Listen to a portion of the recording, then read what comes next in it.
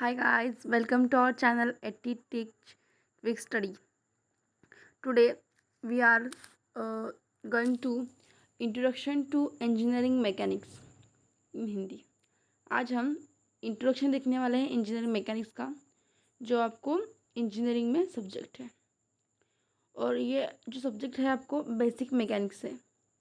Engineering mechanics में जो subjects होते हैं वो बेसिक्स होते हैं जो अप्लाइड होते हैं, जैसे कि इंजीनियरिंग फिजिक्स जो अप्लाइड फिजिक्स होता है, जैसे कि इंजीनियरिंग केमिस्ट्री जो अप्लाइड केमिस्ट्री होती है.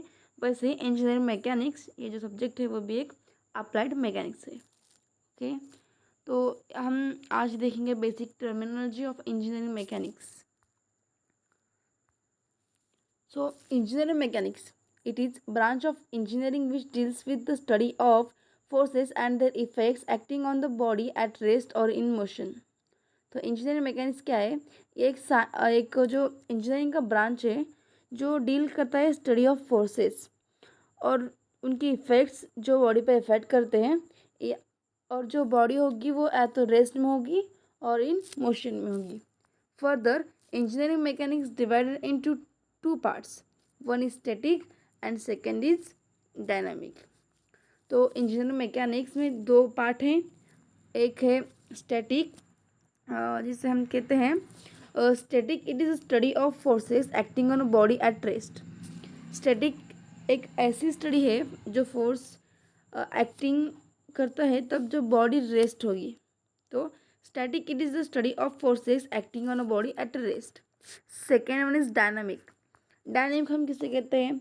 Dynamic it is the study of forces acting on body in motion. Means अब हम किसी ऑब्जेक्ट का या फिर किसी मैग्नेट का या फिर किसी भी एक पार्टिकल का स्टडी कर रहे हैं.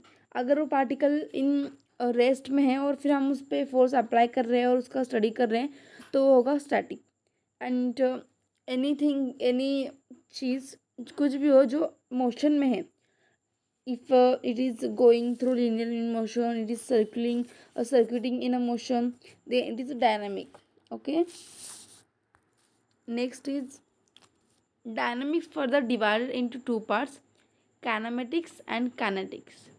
First one is kinematics. Kinematics it is a study of forces in a motion without considering mass of the body. Kinematics एक ऐसी स्टडी है फोर्स की जिसमें जो बॉडी होती है उसका मास कंसिडर किया नहीं जाता, without considering mass of the body. Here मैंने यहाँ पे सम फॉर्मूलेज देख के रखे हैं, आप देख सकते हैं. And second part is kinetics. Kinetics it is the study of forces in motion with considering mass of the body. यहाँ पे भी दो फोर्सेस हो सकते हैं, kinetic energy and potential energy. Potential energy is equal to mgh and kinetic energy is equal to 1/2 mv square. Okay, then next part is then this is the introduction to engineering mechanics.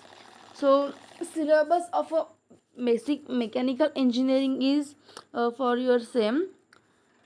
Unit 1 is basic concept of engineering mechanics.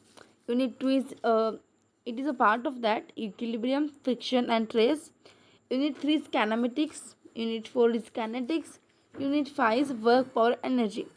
So अगर आप engineering कर रहे हैं B और BTech, then आपको एक same के लिए ये सब्जेक्ट होगा basic mechanical engineering in your first year. Okay, आपको तो आप अगर मेरा वीडियो देख रहे होंगे तो आपको पता ही होगा कि आपको ये जो सब्जेक्ट है वो है, इसलिए आप यहाँ पे होगे. Okay, then next basic consist concept of engineering.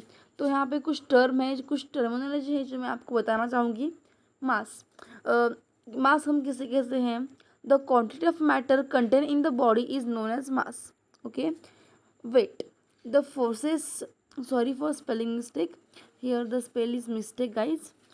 Then weight, the force with which the body attached towards earth is called a force, it's called a weight. Sorry, 1 newton. What is the definition of 1 newton? We can say that like that, the force required to produce 1 meter per second square acceleration on a mass of 1 kg. समझ रहे हैं आप? हम जब लिखते हैं that 1 Newton हम किसकी जगह पे लिखते हैं, 1 मीटर पर सेकेंड स्क्वायर की जगह पे हम 1 न्यूटन लिखते हैं, बिकॉज हमें ज़्यादा लेंथी नहीं लिखना होता है। पार्टिकल, पार्टिकल हम किसे कह सकते हैं, a point mass without dimension, जिससे डायमेंशन नहीं है और एक पॉइंट मास है। Time, the quantity used to show event occur, अगर कोई इवेंट हुआ है पास्ट में, कब हुआ है, कैसे हुआ है, वो शो करने के लिए हम टाइम का यूज़ करते हैं और टाइम ऐसे डिफाइन किया जाता है। Space, it is the surrounding of any body in 3 dimension, अगर आप किसी बॉडी को किसी एक बक्से में रखते हैं और उसका जो साइड में जो होता है वो स्पेस होता है, तो it is the surrounding of any body in 3 dimension. अगर हम किसी चीज़ को 3 डायमेंशन में देख रहे हैं या फिर 3 डायमेंशन में चीज़ रखी गई है, तो फिर उसका जो सराउंडिंग होगा उससे स्पेस कहा जाएगा। Continuum, continuous and uniform distribution of molecule in the body, अगर कोई बॉडी है, कोई स्क्वायर है, anything the part of body, anything the shape of the body, it doesn't matter, in that जो भी आपका मैटर है या फिर कुछ भी जो आपके शेप्स या फिर कुछ भी आपका जो मैटर है वो बस कंटिन्यूस और यूनिफॉर्म डिस्ट्रीब्यूशन में होना चाहिए, जो आपके मॉलिक्यूल्स है, means all are same size, all are in same occupying space, और वहाँ पे बिल्कुल भी वॉइड्स नहीं होने चाहिए, तो इसे हम क्या कह सकते हैं, कंटिन्यूम कह सकते हैं। Okay guys, then thank you guys for what you see that, like, so thank you for listening that all things, so it is useful for you, I think that. If anyone have any problem, then please comment on this video. I will make another one for you guys, for you people. Please like and comment, and thank you.